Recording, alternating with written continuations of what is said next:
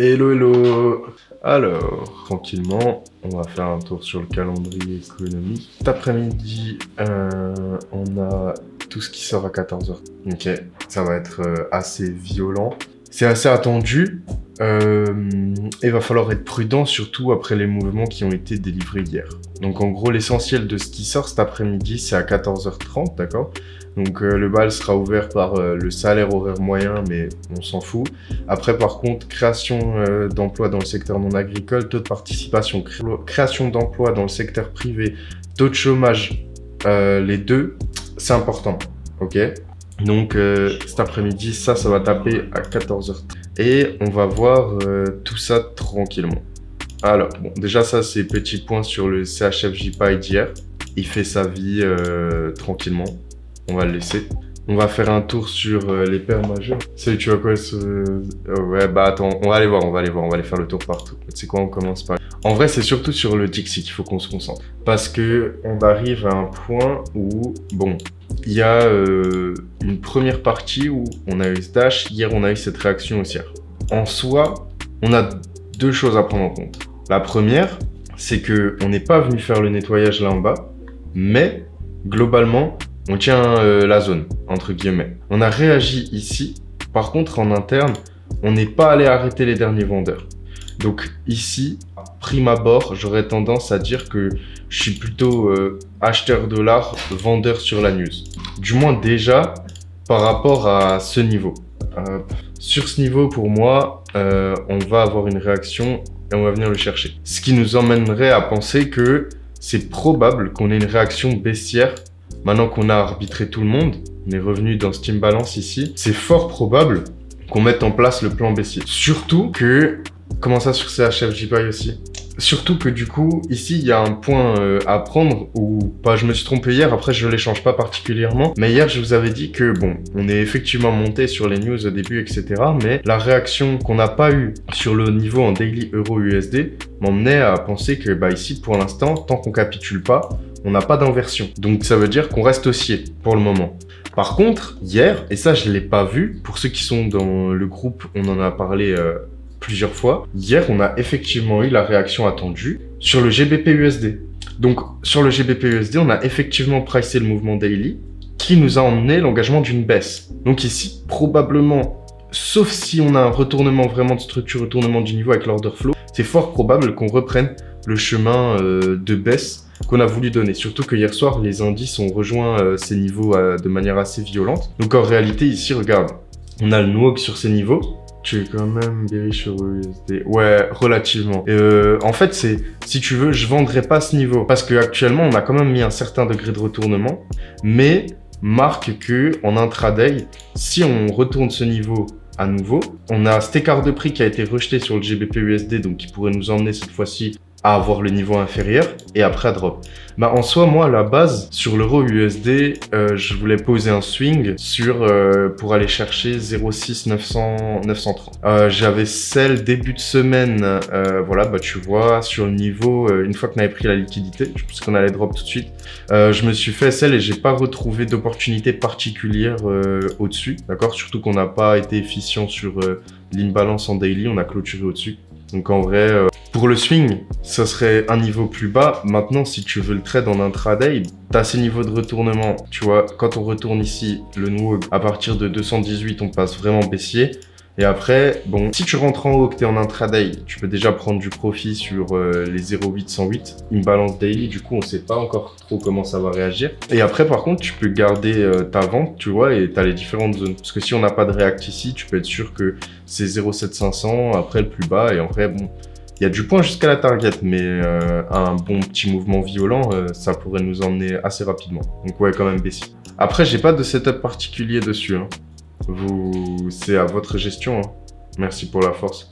Mais globalement, ici, c'est ce que j'aurais tendance à dire. Surtout que bah, du coup, tout est basé sur le Dixie, hein, okay, qui ici, pour moi, devrait continuer à avoir une réaction au vu de train de se passer. Voilà, premier point. Après, passons aux indices rapidement. Maintenant qu'on sait à peu près les paires Forex majeures. Ce qui m'embête en fait ici, c'est en gros...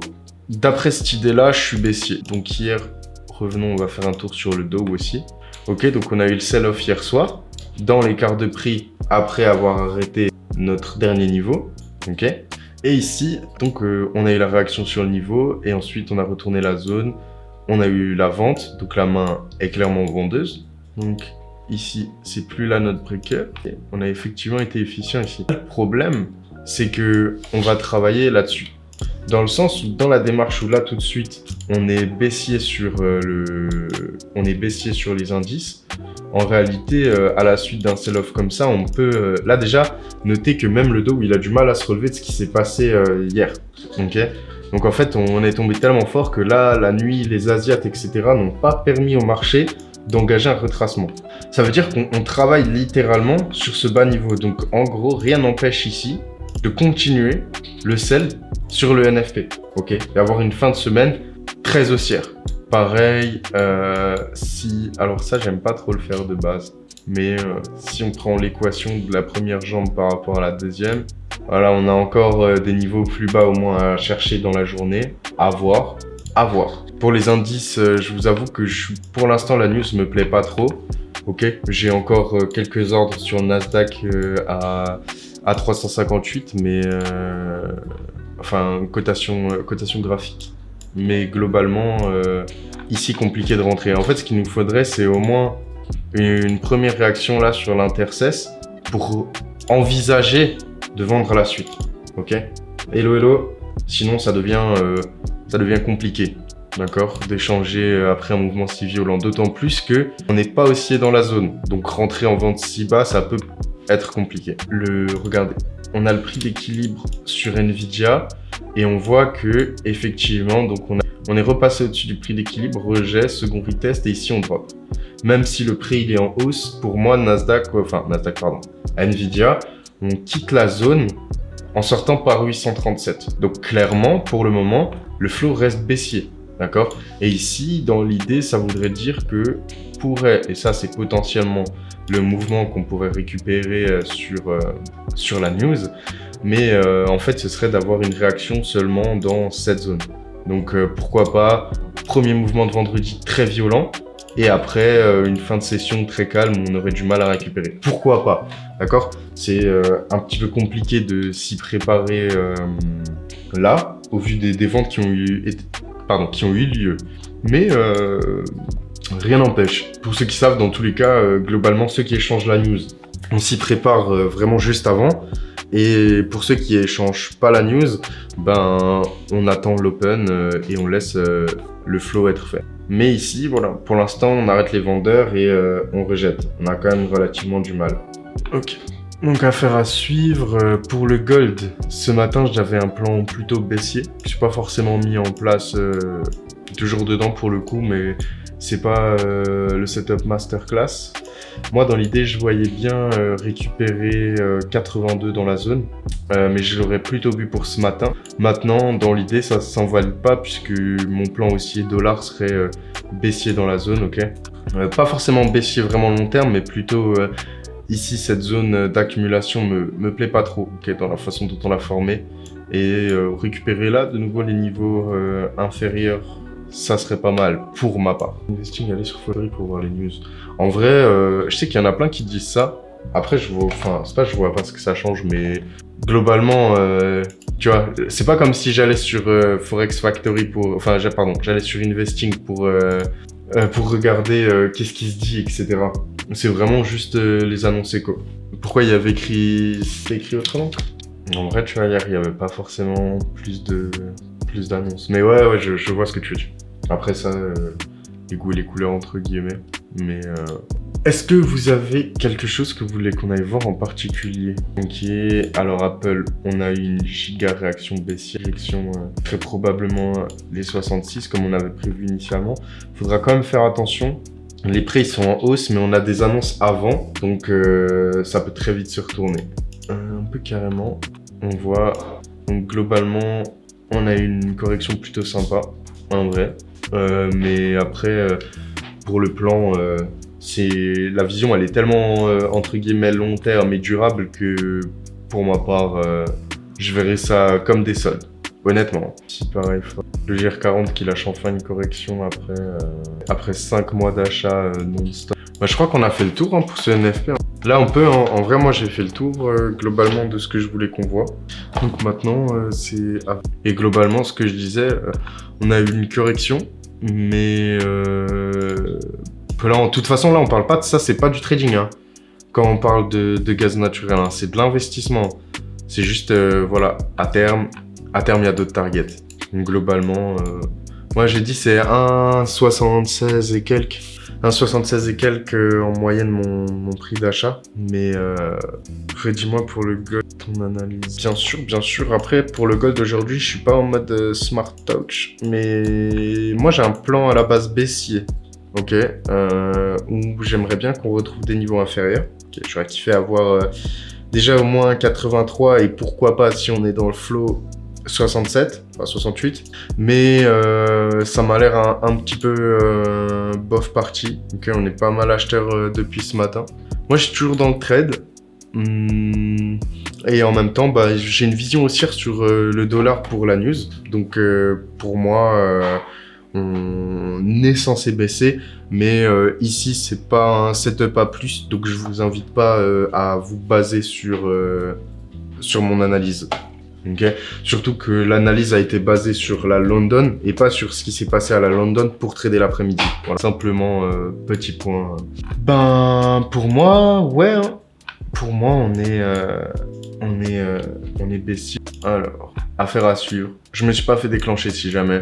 C'est un trade que j'avais prévu mais que j'ai pas pris. Ok. Mais globalement, moi j'ai aussi une vision BTC pareil. Hein. BTC pareil, pour moi ce mois-là il sera pas bullish. Affaire à suivre, hein. Vous l'aurez peut-être ici d'abord. Mais pour moi aujourd'hui une catastrophe, tout dans le rouge. Comment ça tout dans le rouge? Ah tu parles de ton portefeuille crypto. Et c'est un peu le moment aussi où comme on avait vu justement sur les rendements, sur les obligations gouvernementales, pardon, sur ce niveau globalement... attendez-vous à ce qu'on continue à ce que les marchés continuent à baisser si on a une réaction à la hausse sur ce. Faut vraiment s'y attendre. On a un VIX qui a explosé. On est à, dites-vous, on a un VIX à 17 actuellement quasiment. Alors je vais pas dire c'est abusé. Hein. Vous voyez bien par rapport à ce qu'on a vu historiquement, ça va. Mais quand tu te dis qu'en moyenne le VIX s'échange à entre 12 et 14, tu vois, on commence à rentrer un petit peu doucement dans des niveaux de panique ou plutôt des niveaux de forte volatilité. C'est ce qu'on veut et c'est plutôt pas mal pour la correction. On voit du pétrole, tout ce qui est matière première qui part quand même relativement à la hausse. Hein. C'était pas mal, il y avait un biais à faire 80 ou 86 et affaire à suivre. Tu traites sur quelle unité? J'ai pas une unité en particulier à la base. Genre, mes analyses partent des grosses T, après je descends dans mes UT pour trouver d'autres. D'ailleurs, je sais même pas comment c'est possible de trader sur tout. T'es obligé de changer d'UT pour analyser. Donc tu peux garder un trade plusieurs jours. Ça va m'arriver, mais je suis plutôt un intraday moi perso. J'aime pas forcément garder des trades plusieurs jours la nuit et tout. Ça va arriver, tu vois, sur des gros setups, mais sinon, voilà. Par exemple, tu vois, bon, pour le Nasdaq, c'est un cas particulier parce que je m'attendais pas à avoir une telle réaction, mais enfin, du moins dans la soirée. Mais dis-toi que, par exemple, j'ai pris cette vente qui était de type un peu intraday swing, puisque je m'attendais pas à ce qu'on ait les niveaux bas aussi. Mais dans l'idée, je voulais dégager la plupart de ma size dans la soirée. Tu vois ce que je veux dire? Donc il y a des trades, je vais les suivre en intra-week, mais avec peut-être 25% de ma size restante. Ok, voilà, je suis plus à l'aise en intraday perso. Bah écoute, je crois qu'on a fait le tour, c'est bien calme, hein, vous êtes bien calme ce matin. D'ailleurs j'en profite pour ceux qui veulent venir échanger avec nous tous les jours, vous avez le lien de mon Telegram qui est directement en bio. Vous avez un groupe d'accompagnement qui est gratuit, donc si vous voulez rejoindre, vous pouvez. On a également un groupe d'accompagnement premium, donc si jamais, vous n'hésitez pas, vous avez le lien qui est directement dans ma bio. Sinon maintenant, bah écoutez, il est 12h40, on est un peu plus tôt que d'habitude pour la fin des analyses. US30 pour moi, en fait, dans le sens où en gros, là ce qui est compliqué, c'est facile de vous dire ouais, c'est baissier. Forcément, on s'est mangé 1000 points dans la gueule. En gros, l'US30, ici, on a deux possibilités, tu vois. On va, la ref, elle est la même. C'est-à-dire qu'on a l'ancien bas qui est sur ce niveau. Attendez. On va faire le nettoyage des trades. Le niveau du milieu, il est intéressant. Celui-là, on l'a pas pris, on va l'enlever. Ok. En gros, on a l'ancien bas qui est ici. Soit, et en vrai, ici, ça serait pas dégueu, tu vois. Soit on a une première réaction en mode à la hausse et on cherche à récupérer 39 000. On revient dans l'ancien bloc, on revient 39, 38 900. Ça serait retracer 50% du mouvement d'hier, ce qui serait pas déconnant, et on reteste l'ancienne zone. Cependant, faut faire attention, on est dans une structure baissière, ok? Et ici, si le flow il est réellement baissier et que cet ensemble capitule, alors on peut continuer à drop directement de ce niveau. Donc ici, c'est un petit peu compliqué. Pour ma part, je dirais, on va se rapprocher de la news. Et au moment où on va arriver à la news, déjà pour ceux qui échangent la news, on va pouvoir avoir un visuel sur le fait que soit on sera en train de capituler et on va directement chercher des niveaux inférieurs en pré-open, soit on consolide la zone et tu peux être sûr qu'on cherche un retracement, d'accord? En gros, dans l'idée, ce qu'on va devoir voir pour le coup, pour ce vendredi en fait, par rapport à d'habitude, c'est qu'ici, la livraison de prix, elle est déjà faite en partie. Maintenant, nous, ce qu'on veut savoir, c'est est-ce que on veut terminer vendredi vers un prix d'équilibre, ok, avec un retour plus ce qu'on dirait au calme, ou alors est-ce que vous voulez terminer la semaine vers des niveaux inférieurs et distribuer complètement? Et auquel cas, ben, la question c'est dans cette zone, est-ce que les acheteurs pointent le bout de leur nez pour vraiment donner un niveau suivant, ou alors est-ce qu'en fait on est clairement dans l'incitation pour pouvoir drop? C'est ce qu'on va chercher à lire avec les clôtures des bougies en 1 heure, 2 heures, etc. Et à ce moment-là, ça nous permettra d'avoir un biais pour l'après-midi. Pour le Nasdaq, frérot, tout le monde est concerné de la même façon. Tout le monde est concerné de la même façon au niveau des indices. Globalement, on a la même. On est bas. Si le flow, il arrive baissier d'un coup, dans tous les cas, Daniel, j'enverrai les setups cet après-midi. On va faire ça bien. On a pris pour le j'ai valide encore. Il valide à demi-mesure, tu vois. Genre déjà à la base c'est un trade dégène, donc on a un risque très faible sur le trade. Et il est valable parce qu'on n'a pas fait SL. Voilà, le billet part de la London. Et pour le moment, il n'a pas l'air d'avoir clairement envie de se retourner. Donc en soi, tu vois, 94 avec 97, t'as rien à perdre. Mais si tu me demandes un conseil, ben là tout de suite, c'est pas le setup qui est le mieux parti de tous les setups. Surtout qu'on arrive à l'intercession. Donc voilà. C'est pour ça que je me suis pas trop arrêté sur ce setup, parce que comme j'ai expliqué, il partait de la London et on n'a pas non plus les 100% de réaction qu'on voulait. On va voir.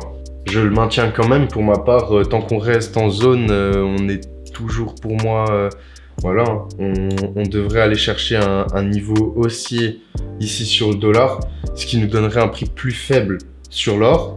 Et en même temps qui continuerait à inciter les indices. Ceci étant, c'est pas une boule de cristal et l'annonce elle sort seulement dans 1h45. Du coup, en 1h45, vous le savez, à force, hein, on a déjà moyen que le prix bouge bien. Ouais, je vais faire zoom cet après-midi. Après, on va juste essayer de pas rentrer n'importe comment, quoi. Mais on se retrouvera en zoom pour voir tout ce qui s'est passé et puis même pour échanger cette fin de semaine, hein, tranquillement. On lancera pour 15h, 15h15.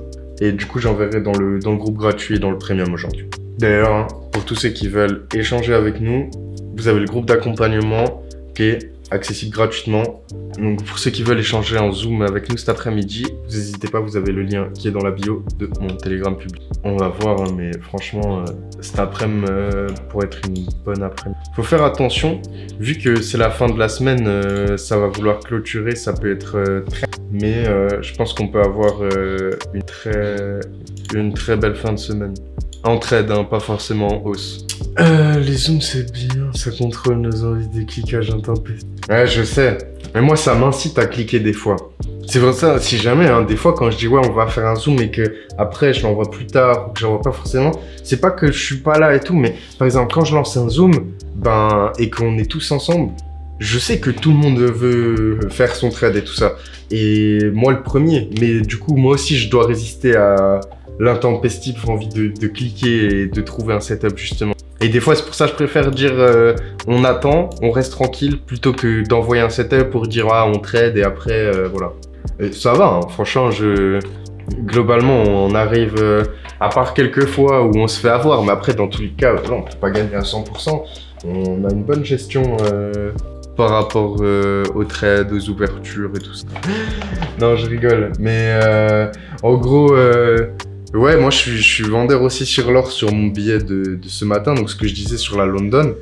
Mais à voir. Parce qu'actuellement il va être 13h, l'annonce éco elle est que à 14h30. Donc effectivement on est dans une zone potentiellement baissière.